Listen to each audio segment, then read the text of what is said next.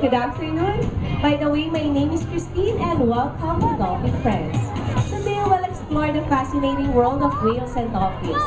Here at Ocean Adventure, we have 13 individuals of 4 different species. As you've already seen, our dolphins are quick, agile, strong, and graceful. So let's meet them one at a time. First up is a male bottlenose dolphin and his name is Sito. Next up to Sito, a male bottlenose dolphin and his name is Zach.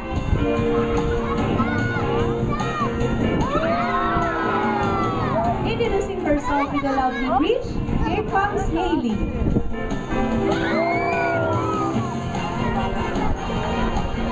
And last but certainly not the least, here comes Kira.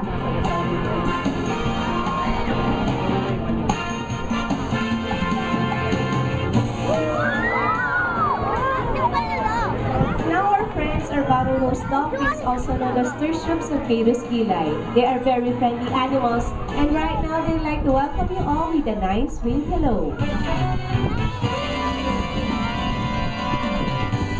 You can make a bad guys, I'm sure they love that.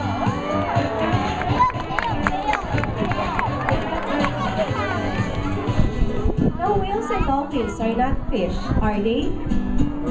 Of course not. They are warm-blooded, air-breathing mammals just like you and I. But how can we tell?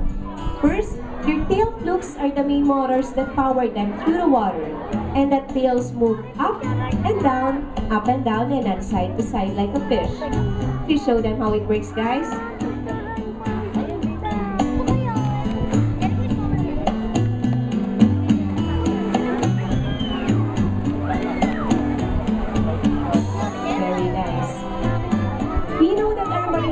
Friends breathe air, but how do you think they do it?